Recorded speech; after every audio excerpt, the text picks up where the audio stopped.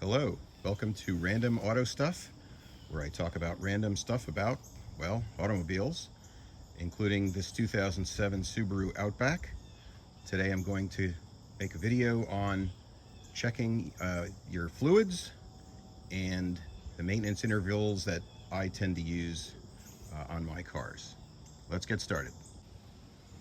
First, we're going to open up the hood, which on most Subarus is right here under the dash, left side.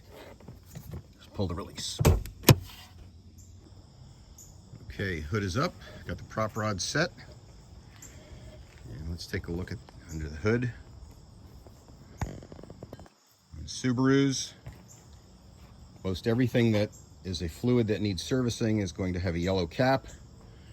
So starting from the front, coolant reservoir, overflow reservoir. This is windshield washer fluid. This is where we add motor oil dipstick, brake fluid reservoir.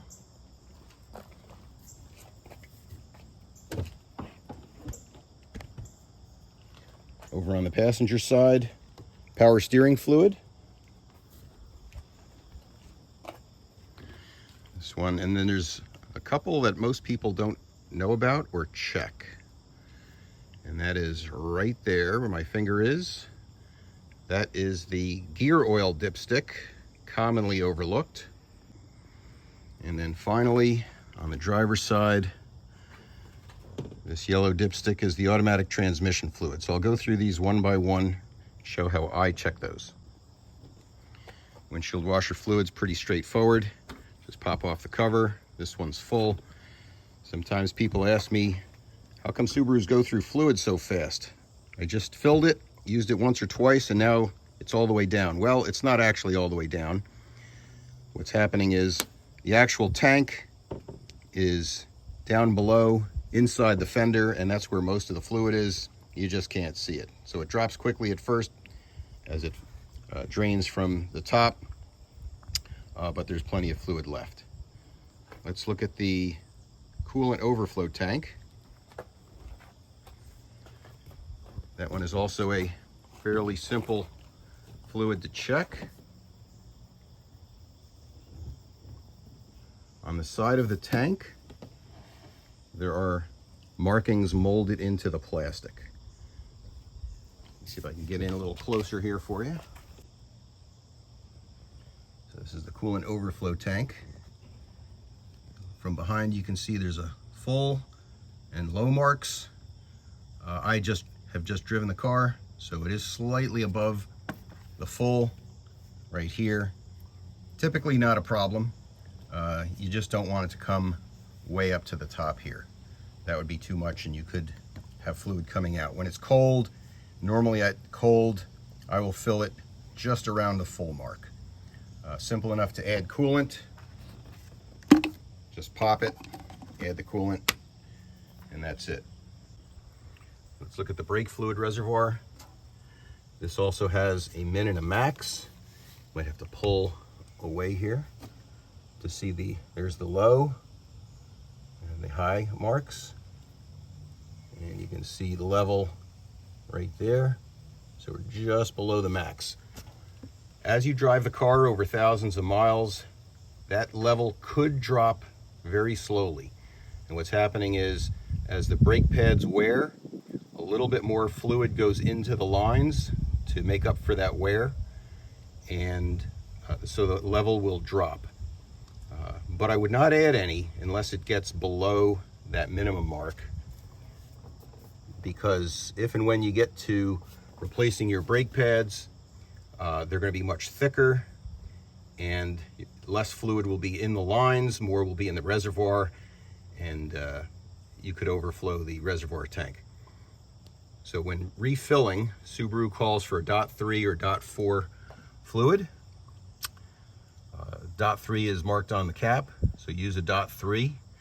And generally you want to change the brake fluid every 2 to 2.5 to 3 years. If you go beyond that, the fluid will absorb moisture from the air, and it could cause corrosion inside the system. And with cars with anti-lock brakes, such as this one, that could be a very expensive repair. So always change out your brake fluid not more than every 3 years. Okay, here's the power steering reservoir. This car has hydraulic assisted power steering. Newer cars are electric, they won't have this reservoir. But there are markings on the side of the reservoir. There's cold min, cold max, hot min, and hot max. The car has been driven, and you can see it's between the hot min and the hot max mark. So we're good there. If you need to add fluid, this just simply turn it a little bit and then give it a little wiggle, and you can remove the cap and add the fluid. I will get into the types of fluids for all of these and what I use shortly. Okay, front differential fluid. So you've got to come in from the passenger side. There's your air box. Back out a little bit. So here's the overview. And if you look in here, again, yellow dipstick. So that's a maintenance item. We'll zoom in a little bit. Now, a lot of people really don't know that that's even there. In the later models, 2020 and up, maybe even earlier than that, Subaru has eliminated this dipstick. You have to check it from under the car using bolts on the side of the engine. But for this particular generation, we've got a dipstick, which is nice. If it's never been checked, this can be a really difficult plug to pull out. They get stuck in there, they've never been pulled, the fluid has never been changed, and it can be a real bear. So be careful trying to remove this. It should come out really easily. When I bought this car, this was very difficult to remove. I bought it about 6 years ago when the car had 138,000 miles on it. I don't know if this fluid was ever changed, but that is one of the first things that I did. So let's take a look at removing this dipstick. So just to reach down, and it should very easily pull up. And then snake it out. There is a min and a max line. Let's see if we can get a better shot at that.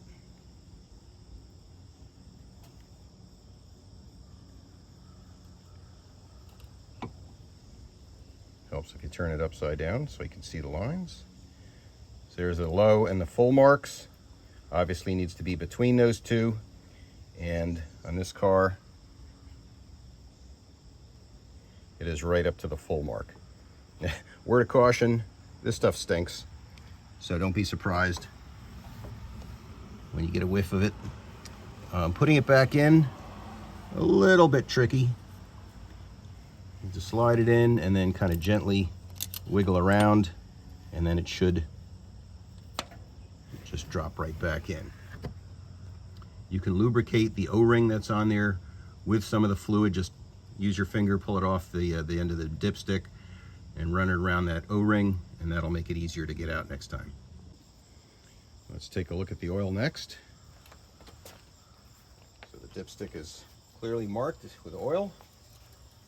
Pull it out, clean off the excess oil from the dipstick, reinsert,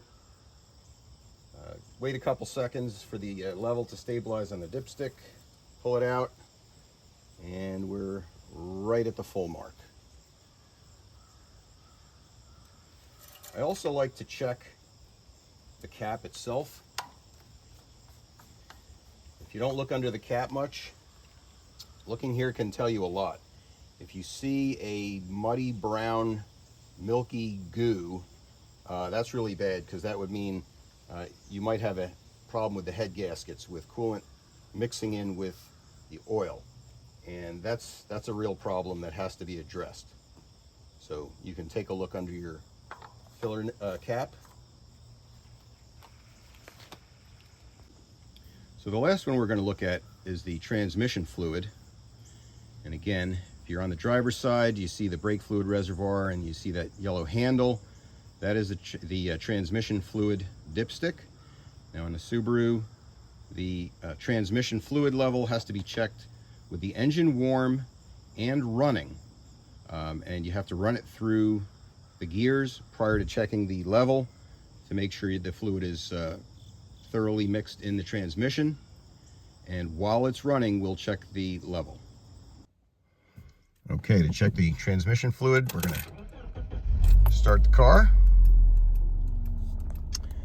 and then run it through the gears slowly, pausing a few seconds at each gear.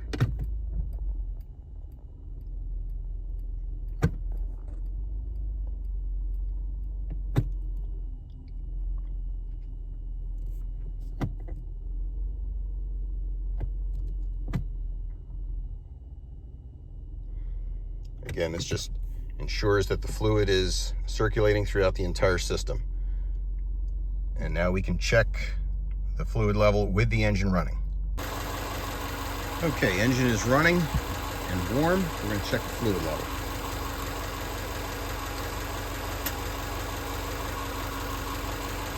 Again, we'll pull it out, wipe the dipstick off, take a look at it real quick. There's a series of holes for cold, and another series of holes for hot. So we should be between these two at the moment.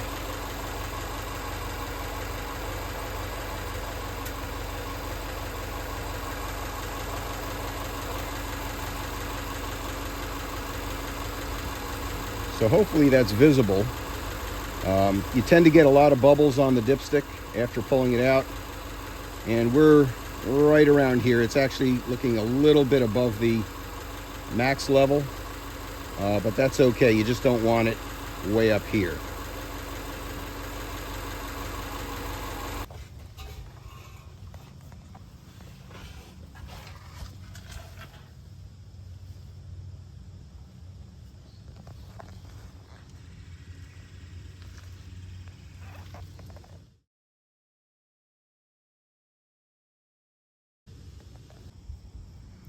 Here's the Subaru recommended maintenance chart for model year 2007. This is the federal spec. This is not California.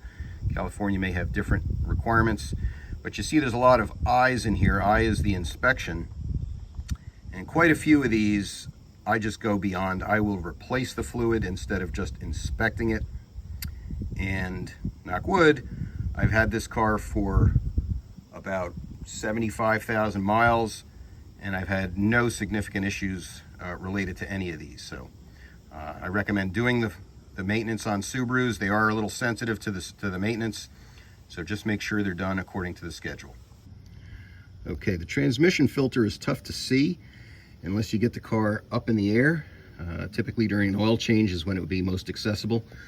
Right now I'm under the driver's side of the car, looking toward the passenger side. And we have some exhaust here. This is the drain bolt for the engine oil.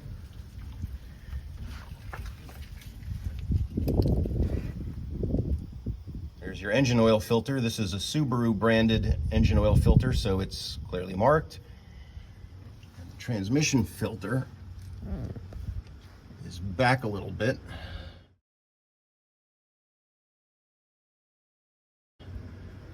To the rear of the car from the axles. And there it is, AT, automatic trans. So again, this looks like a standard oil filter, but it is not. It is different internal construction. This is a spin on, spin off. And when I change the transmission fluid, I usually don't touch this. I would recommend changing this filter about every 100,000 miles. If you've gone longer than that and this has never been changed, I would recommend doing that.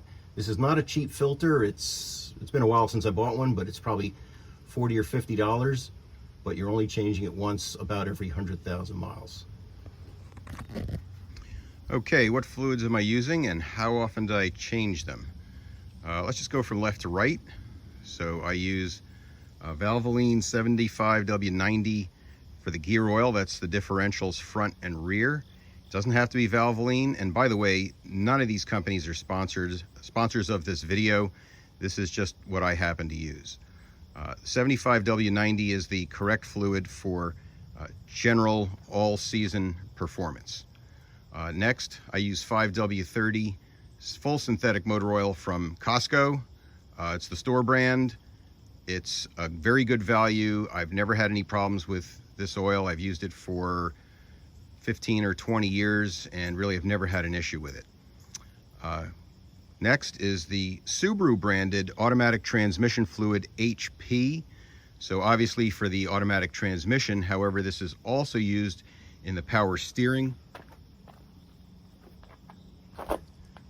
It does mention at the bottom here, the only approved ATF for Subaru automatic transmissions, unique formulation for use in all Subaru transmissions, including the 5EAT, that's the 5-speed automatic. This particular Outback has the 4-speed, and power steering systems. So this is what I use in the power steering as well as the transmission. Next, I happen to use the SuperTech brand of windshield washer fluid. It comes from Walmart. Again, not a sponsor. This is the summer formula, so it doesn't have anything in it to prevent freeze up in the winter time. There's no alcohol in this formula. Does it clean well? I don't know. I'm not sure I've ever come across a windshield washer fluid that I could consider a superior fluid. Next is, again, the Walmart SuperTech .3 brake fluid. Works fine. It's .3. It meets that requirement, so I'm happy with it. Again, I change the brake fluid every 2 to 3 years. If the color in the reservoir is anything other than clear or a pale yellow, it's probably time to change it. And then finally, hitting a little bit here, is the antifreeze. I use Prestone all season, all vehicle fluid. Just one last word about the Subaru oil filters. I typically buy the Subaru branded filters. I don't think it's really 100% required. A lot of discussion, controversy online about whether you should use only Subaru and the pressure relief valve inside and so on. Over the years, I've used both Subaru and non-Subaru filters and really haven't had a problem with either one. Subaru has recently improved the filter that they supply at the dealerships. For a long time, they were made by Fram, and that was a particularly cheap filter. Still worked, still met Subaru's specs, but not the best constructed filter available. However, recently they went to their own Japanese market supplier, Tokyo Roki, and that's what they are now providing in the dealerships. The Tokyo Roki filter is a much higher quality filter, and I recommend using those. Subaru recommends replacing the coolant every 30 months or 30,000 miles. On the power steering fluid, there's no real replacement interval. I would just replace it every 3 to 4 years. This video doesn't go into the details of how to change these fluids. Maybe that'll be a different video. On the gear oil, I go every 30,000 miles front and rear. Motor oil, personally, I go every 5,000 miles, mostly because it's an easy number to remember. The book says 7,500, except in severe service cases, so maybe you do it more often in that event. And transmission fluid, so again, the maintenance manual doesn't tell you to replace it ever, but it does say to inspect it every 30 months or 30,000 miles. In terms of replacement, I never do a full replacement. I just do a single drain and fill, and that's enough to keep it fresh. And the brake fluid we've already talked about. I do want to mention that on this vehicle, there is actually an automatic transmission filter. It's a spin-on filter, so it kind of looks like the standard oil filter, but you cannot use a regular oil filter on the transmission. It will not work. It'll cause transmission damage. Let's take a look at that filter. So that wraps up the video. Hope you've all enjoyed it. If you have any questions, comments, concerns, please leave it in the comments down below. If you've enjoyed this, feel free to like, share, and subscribe. Thanks, and we'll see you next time.